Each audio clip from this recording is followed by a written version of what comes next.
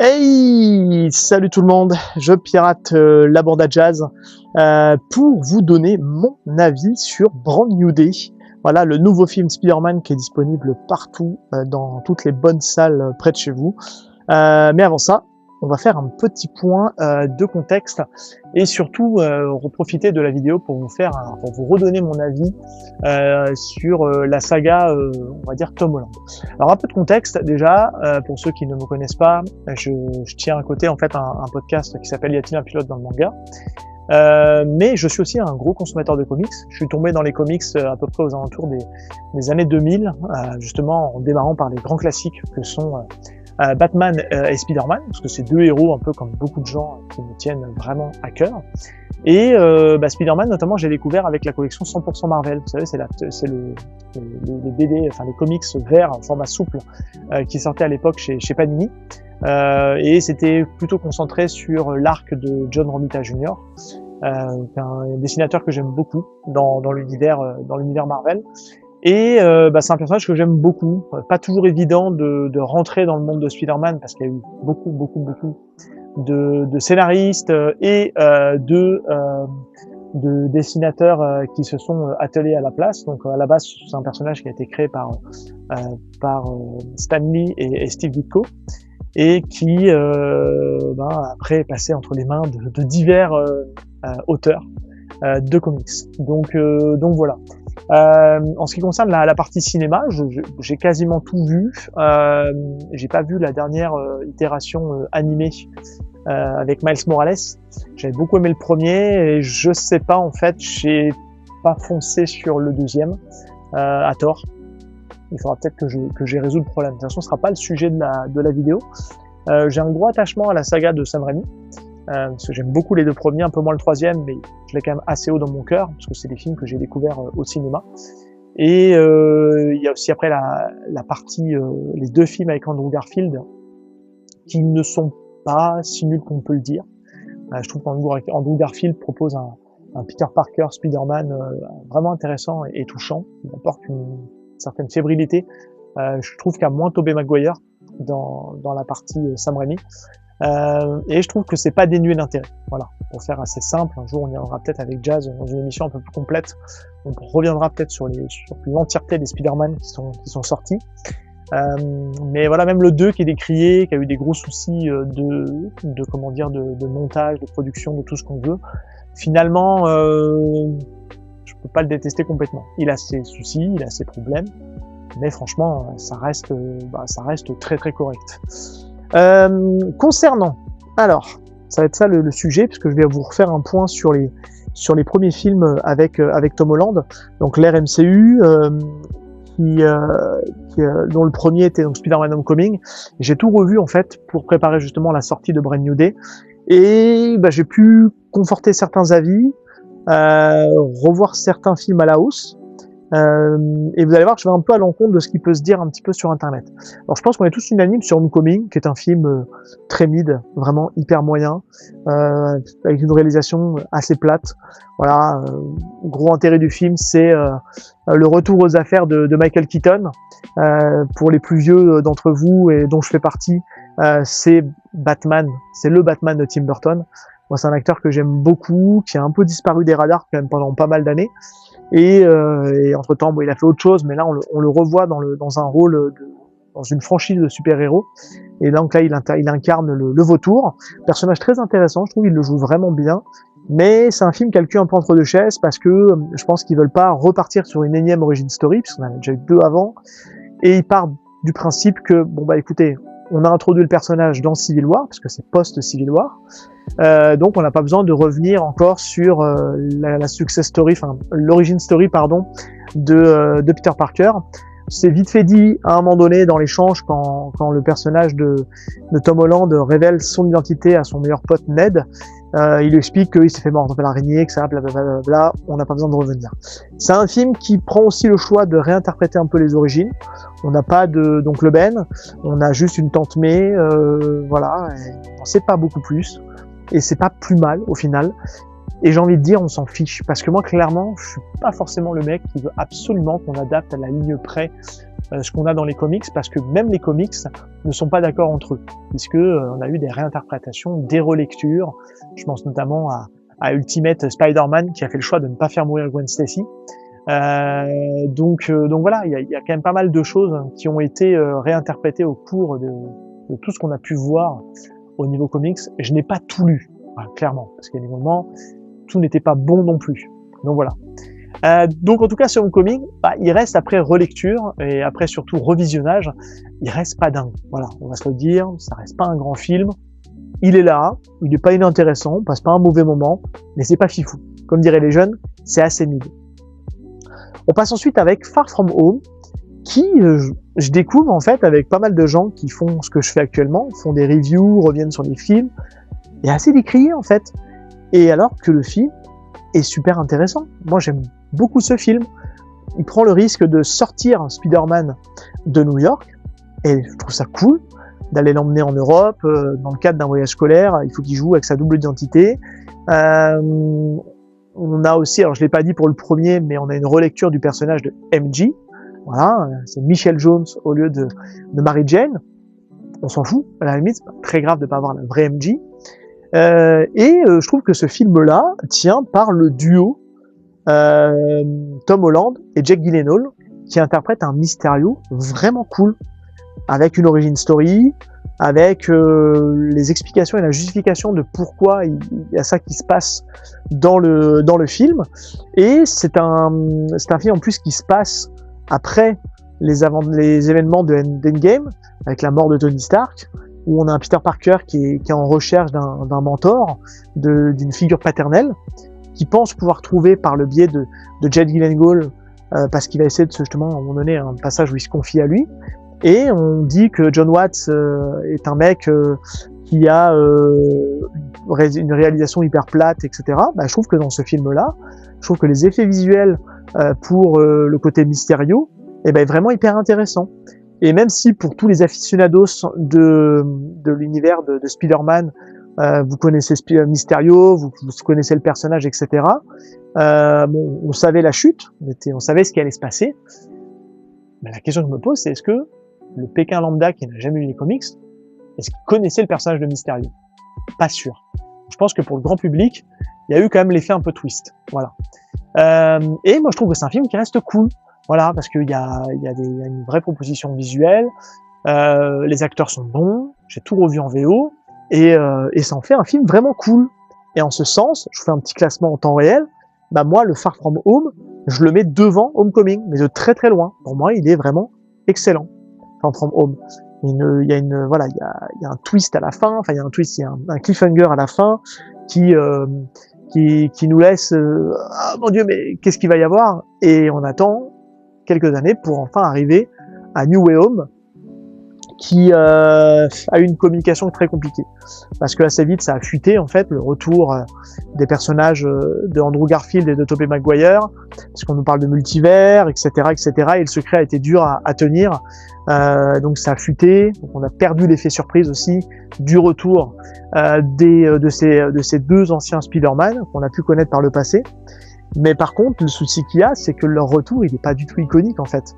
Ils arrivent dans une cuisine, tous les deux, de la manière la plus bateau possible. Alors je pense qu'il y a un effet un peu comique que le réalisateur a voulu peut-être pour ça, ou même les scénaristes. Finalement, ça marche pas.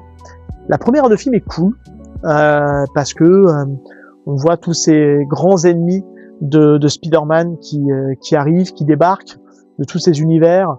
On a Jamie Foxx qui revient, on a le personnage d'Octopus, on a Norman Osborn de l'univers de Tobey Maguire, j'en passe, le lézard, l'homme sable, etc.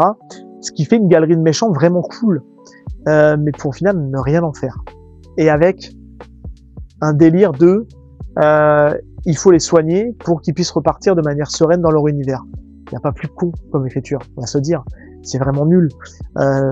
Doctor Strange passe pour un gros débile qui ne maîtrise pas du tout ses sorts. Tout est tiré par les cheveux pour arriver à créer le multivers et pour arriver à justifier l'arrivée des personnages au bout d'une heure de Tobey Maguire et Andrew Garfield. Et malheureusement, le film n'en fait rien. Et c'est ça qui m'avait un peu saoulé un peu à l'époque. Et ça m'a confirmé ce choix-là. enfin cette ressenti-là, pardon, quand j'ai revu le film, parce que au final le réalisateur n'en fait rien et c'est un pétard mouillé. Il n'arrive pas à iconiser ses Spider-Man, tout tombe à plat, je trouve, c'est mon ressenti perso, tout est très moyen, et ce qui en fait au final un film, un gros pétard mouillé. Et j'étais énervé en sortant de la séance, parce que je me dis tout ça pour ça, et t'as un super matériau de base et finalement t'en fais rien. Et bah ça m'a confirmé en revoyant le film, quoi, que le film est vraiment toujours aussi très moyen. Et c'est pour ça que ce film-là, bah je le mets vraiment en dessous, en tout dernier. Donc ça fait Far From Home, Homecoming et du coup New Way Home. Et donc là, on arrive enfin à ce Brand New Day qui, pour remettre un peu de contexte pour ceux qui ne seraient pas allés voir le film, alors je le dis tout ici, je vais faire une partie non spoil, et après je vais spoiler un petit peu dans la deuxième partie parce que j'ai envie quand même d'aborder certains aspects et certaines choses qui sont réussies dans l'écriture du film, et il faudra pour ça, pour moi, spoiler un peu. Donc je vous le dirai, et vous pourrez couper la vidéo, et puis quand vous aurez le film, vous reviendrez. Voilà. Je fais le parti pris de spoiler, de faire une partie spoil, parce que je sais que le film va être un gros carton, il y a plein de gens à aller le voir, et que vous aurez envie de pouvoir échanger, en tout cas sur la partie spoil. Je vous le dis ici, au moment où on sera dans les spoils, je le rappellerai, faites attention dans les commentaires, pensez aux gens qui n'ont pas forcément vu le film et qui tomberont sur les commentaires. Donc essayez d'être le plus vague possible en ne rentrant pas trop dans le détail des arguments que je vais avancer sur la partie spoil. En tout cas, pour refaire un peu de contexte, on repart du principe aujourd'hui que c'est un reset. Voilà, on repart juste après les événements de No Way Home. Peter Parker a fait un gros reset, plus personne ne se souvient de lui, ne se souvient de son identité, de l'identité de Spider-Man. Spider-Man est toujours présent dans l'univers des New-Yorkais parce que il intervient, il prend part à toutes les infractions. Ce qui est intéressant, c'est que dans le début du film, c'est pas un spoil, on a un Spider-Man qui prend le dessus sur Peter Parker. Voilà. On a un Peter Parker qui est isolé, seul, et qui va devoir combattre le crime. Voilà. Et franchement, je vais m'arrêter là pour la partie histoire. Franchement, c'était une super bonne surprise. Voilà, j'en attendais pas grand-chose non plus, même si j'avais été un peu hypé quand même par les bandes annonces et tout ça, mais le pétard mouillé de No Way Home faisait que j'en attendais vraiment rien. Je me dis, bon, qu'est-ce qu'on peut encore raconter sur ce film-là? Et ben franchement, nouveau réalisateur, une réal vraiment hyper intéressante, avec un parti pris visuel vraiment cool, qui rend le film ultra dynamique, avec une caméra qui bouge, qui est dynamique. On a une chorégraphie de combat qui est vraiment hyper cool. Là, franchement, un gros big up à la stunt team de Jackie Chan, qui avait déjà officié sur Shang-Chi à l'époque, dont c'est le même réalisateur. C'est le même réalisateur de Shang-Chi qui prend la main sur Brand New Day. Et franchement, on voit clairement la différence, parce que on a des scènes de combat, des scènes de baston qui sont quand même beaucoup plus inspirées, et qui ont une audace visuelle beaucoup plus intéressante. Il suffit juste de voir le combat contre la main, contre les hommes de la main, qui est vraiment archi cool. Voilà. Et franchement, rien que ça, ça fait plaisir de revoir un Spider-Man ultra dynamique. Après, au niveau de l'écriture, il y a des facilités, voilà, mais qui ne me dérangent pas. Je vois que c'est un point assez, pas bloquant, mais c'est un point déceptif pour certains. Moi, je trouve qu'au niveau écriture, c'est vraiment cool. Forcément, c'est un film qui rentre dans le cadre du MCU, donc il faut forcément rattacher Spider-Man au MCU. Il faut le rattacher aux futurs événements qui vont arriver bientôt dans le film Avengers Doomsday. Donc, il faut placer des personnages, forcément. Il faut placer le personnage du Punisher, mais qui est bien inséré. Le duo fonctionne très très bien. Il faut placer d'autres personnages. Pour l'instant, je ne dirai rien dans cette partie non-spoil. Et au final, au niveau de l'écriture, moi, ça m'a plu. Là où le film va un peu pêcher, il y a quelques longueurs. Voilà, il y a le rythme à un moment donné un peu moins passionnant. Ça traîne un peu. Il y a un côté un peu répétitif sur la relation entre le trio, MJ et Ned, qui, ça commence un petit peu à sentir un peu le réchauffer. Mais ça leur tient à cœur, j'ai l'impression dans l'écriture de vraiment faire qu'il y a ce cercle fort entre ces trois personnages qui doivent être aussi potes dans la vie. On sait que Tom Holland est en couple avec Zendaya, forcément, Mais voilà, ça va être, pour moi, ça fait partie des bémols. Après, bon, bah forcément, encore une fois, quand vous savez et quand vous connaissez l'univers des comics, la Task Force qui est ici, donc le Damage Control, l'entité qui est présente et qui est là pour réguler l'action des super-héros, bon, on sait qu'elle n'est pas forcément très good vibes et que voilà, j'en dirai pas plus, mais ceux qui savent savent. Donc il n'y a pas trop cet effet de surprise à ce niveau-là. Mais au final, c'est un purée de bon de divertissement, pour rester poli. J'en bafouille parce que je voulais dire une grossièreté et j'ai pas pu la dire. Donc ça fait un film très cool, très plaisant à regarder, que j'ai vu en VF avec une super VF. Franchement, bravo là-dessus. J'essaierai peut-être de le revoir en VO parce qu'il va cartonner. Donc je pense qu'à mon avis, fin août début septembre, il sera toujours disponible au cinéma. Donc peut-être que je retournerai le voir en VO pour voir un peu plus, pour palper un peu plus le jeu d'acteur. Et puis voilà. Donc franchement, c'est archi validé. Et rien que pour ces trucs-là, j'avais fait, pour rien vous cacher, j'avais fait une première vidéo où j'étais pas très content et puis etc. Donc je vais la refaire parce que je suis pas satisfait du rythme et de ce que je raconte. Et puis mon introduction était beaucoup trop longue. J'étais parti pour toujours laisser Far From Home devant, et en fait, rien qu'en reparlant, je me dis que non, Brand New Day est clairement au-dessus, mais pas de beaucoup non plus, parce que Far From Home, franchement, n'est pas un mauvais film. Ça reste un film vraiment cool, parce que Mysterio apporte vraiment quelque chose à l'histoire.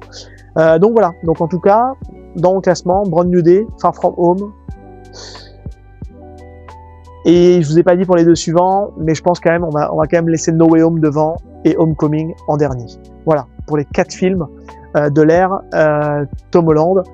Petit point, et ça c'est pas un bémol, mais on a toujours été bien servi par des scènes post-crédit. Là, clairement, il y en a une seule. Elle est vraiment à la toute fin. Si vous la voyez pas, c'est pas grave. Voilà, clairement. J'en dirai pas plus, mais elle n'apporte pas grand chose. Elle donne un tout petit indice de ce qu'il va y avoir par la suite. Mais franchement, perdez pas trop de temps avec ça. On passe maintenant à la partie spoil. Voilà, donc je le redis. Si tu n'as pas vu le film, si tu veux rien savoir, que tu veux garder la surprise, tu arrêtes la vidéo ici et puis tu reviendras après revoir la vidéo. Alors déjà, on va commencer donc par les points de scénario sur lesquels je vais appuyer. Je vais pas vous redonner mon avis parce que pour le coup ça sert à rien, parce que je vais donner mon avis global. Je vais appuyer sur des points de scénario, donc ce sera pas forcément très long, mais qui m'ont plu, d'autres qui m'ont un peu moins plu, les bémols, etc. Alors, déjà si on parle vraiment de la relation du trio, qui est le petit bémol du film, oui, il y a un côté un peu fan service, il y a un côté un peu je te tape dans le dos, oui, tu te fais un peu de nous, mais regarde à tel endroit, on refait un check, il y a un bisou qui est échangé, voilà, tout est un peu forcé, et il n'y a pas forcément besoin de ça. Et on a vraiment besoin que le personnage reconnecte avec ses copains. Je pense que ça aurait été cool le temps d'un film de les laisser au second plan. Voilà, ça c'est mon point de vue. Je suis très team comédie romantique, j'aime bien quand les couples se reforment, etc. Mais là, clairement, pour ce film-là, on aurait pu le laisser toucher du doigt, mais laisser cette relation-là au second plan pour plutôt travailler l'aspect isolement du personnage de Spider-Man. Qui est en recherche d'identité parce qu'il est paumé, il a perdu tous ses repères, il a perdu ses amis, il se retrouve tout seul, il se noie dans le travail de justicier. Et on le voit au début, il enchaîne les combats contre les méchants, contre des grands méchants assez iconiques. Et c'est ça que je trouve cool parce que là, pour le coup, la bande-annonce nous a bien roulé dans la farine, nous laisse penser des choses. Et finalement, en fait, je pense qu'elle nous a quand même bien induit en erreur parce que je m'attendais à des choses, mais il y a eu quand même quelques surprises. Après, j'étais pas sur tous les forums fanfic, etc. Parce que oui, on va parler du personnage de Sadie Sink, évidemment. Je me doutais qu'elle jouerait peut-être un rôle important, mais je m'attendais pas à ce qu'ils aillent fort dans ce personnage-là. Je vais le garder pour après. Promis, on en parle. Et en tout cas, voilà, le bémol, il est là, c'est-à-dire que on a ce trio qui commence un petit peu à pédaler dans la semoule, et je pense qu'ils auraient pu s'appuyer sur la nature bestiale de Spider-Man, puisque là en fait le plot c'est qu'il va avoir sa part d'arachnide qui va prendre le dessus sur sa part humaine, donc tous ses sens vont être décuplés, sa force va être décuplée, son sixième sens va être décuplé, et ça fait référence à un passage dans le comics où le personnage de Spider-Man commence à muter en fait en araignée, et il va devoir aller chercher du renfort un peu à droite à gauche. Ce n'est pas du tout abordé dans le film, voilà, clairement. Et c'est peut-être pas plus mal, il le garde peut-être pour un autre moment. Mais ils auraient pu aller un peu plus loin quand même dans ce côté vraiment mutation qui prend le dessus, puisque clairement là on commence à introduire les personnages des mutants. Et est-ce que Spider-Man est un mutant, puisque son ADN a été modifié par une araignée modifiée? Donc je vous pose la question. Je sais pas d'ailleurs, je me souviens plus si dans les comics c'est une question qui est plus ou moins répondue ou pas. Mais je pense que Spider-Man est une forme de mutant. Ne tombez pas dessus les spécialistes des comics. Ça reste que mon point de vue. Et on aurait pu en tout cas aller sur cet aspect-là, et ça va pas assez loin. Dans les points qui marchent, moi je trouve, c'est la relation avec Frank Castle, puisqu'elle fonctionne bien.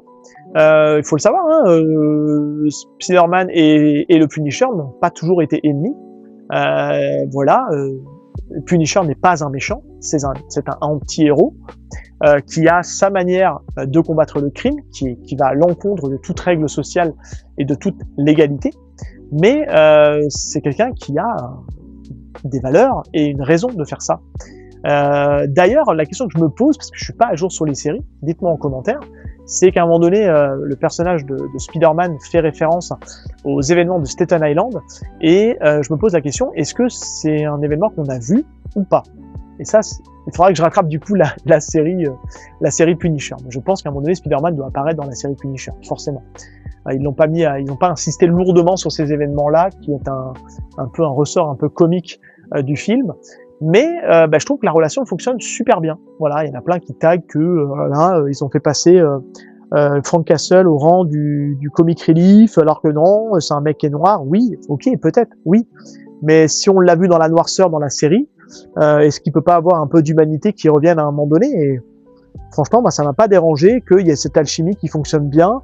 Et John Bertal qui joue le rôle de Frank Castle, franchement, il fait bien le taf. Et là, en tout cas, la relation à ce moment-là, sur le fait que Peter Parker essaie un petit peu de dérider Frank Castle, ça marche bien, parce que c'est aussi dans l'ADN du personnage d'essayer de donner un peu le côté de faire ressortir le bon en chaque personne. Et c'est tout l'objet justement du film, puisque on nous cache pendant à peu près 1 heure le grand méchant, qui était une espèce d'une entité mystérieuse qui a une capacité de sauter à travers les corps et de prendre le contrôle des corps, et qui recherche quelque chose, on ne sait pas.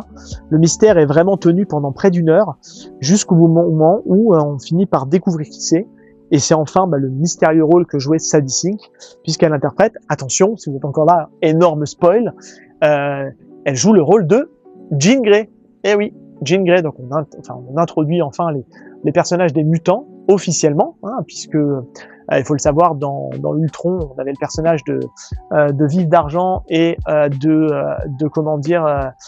de la sorcière rouge, qui n'étaient pas considérés comme des mutants, mais qui étaient considérés comme des comment ils les avaient appelés à l'époque, où ils pouvaient pas parler de mutants, des modifiés, modifiés ou des surhumains, je sais plus comment ils les avaient appelés, aidez-moi en commentaire, j'ai un trou. Mais en tout cas, là, voilà, on a le personnage de Jean Grey en télépathe, qui n'a pas encore tout le potentiel de son pouvoir, qui n'a que la capacité en fait de rentrer dans les gens avec une certaine limite.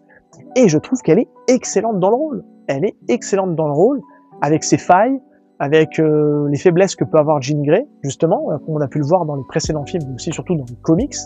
Et c'est un personnage qui est hyper complexe. Et je trouve que ça se ressent très très bien. Et encore une fois, ça marche super bien dans la relation entre Tom Holland et Sadie Sink, dans le rôle qu'interprète Sadie Sink, le joue très très bien.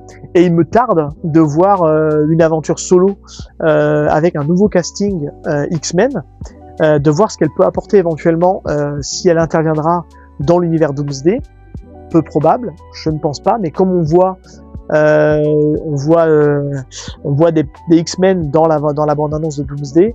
Pas impossible qu'on voit pas Jean Grey, puisqu'il y a potentiellement son love interest dans la bande-annonce. Donc, à voir comment ils vont nous gérer ça. Parce qu'il y a l'air d'avoir l'ancienne génération X-Men qu'on a connue dans les premiers films et la nouvelle. Bon, comment est-ce qu'ils vont gérer ça? Ça va être toute la question que va répondre Doomsday dans quelques mois quand ça sortira. Et franchement, voilà, donc ça pour dire que en fait, au final, l'antagoniste qui n'en est pas vraiment une, au final, c'est Jean Grey. Et ça c'est bien. Et ça peut être un reproche en fait aussi, que j'ai entendu dire, oui, mais il n'y a pas de vrais méchants dans ce film-là. Si, on en voit plein les méchants. On voit des méchants, que ce soit Scorpion, etc. Il y a pas mal de méchants qui apparaissent dans le film. Il y a la main, il y a pas mal de petites choses qui sont présentes dans le film. Et pour moi, l'antagoniste premier, c'est Damage Control, qui est le grand méchant de l'histoire. A few moments later. Les gens, j'ai eu un petit bug avec ma vidéo, puisqu'il restait 2 minutes de blabla, etc. Et sur le montage, en fait, je me rends compte qu'il n'y a pas de son. Et je mets ça sur le compte que mon iPhone avait quasi plus de batterie, et je pense qu'à mon avis, il faut un minimum de batterie pour que le micro que je porte puisse être géré comme il faut. Donc voilà, donc je vous refais un petit message, tout ça parce que pour vous dire que, pour conclure en bonne et due forme, j'avais quasiment fini, en tout cas à mettre des balles. Tout ça pour vous dire que, en fait, Brand New Day, franchement, c'est un grand oui. J'ai surkiffé visionnage. Je vous disais aussi que Jazz devait regarder le film du coup le soir où j'enregistrais la vidéo. Donc très certainement il fera un petit avis à chaud, mais comme il est en vacances, je pense pas qu'il le fasse. Donc voilà, c'est pour ça que moi je fais cette petite vidéo en solo pour vous faire mon retour. Je vous souhaite un très bel été. Je pense qu'à mon avis Jazz ne reviendra pas avant septembre sur la bande à Jazz. Et je vous dis donc à très bientôt sur les autres podcasts où vous pouvez me retrouver. Et donc très bel été à vous, portez-vous bien, faites attention aux chaleurs et ciao!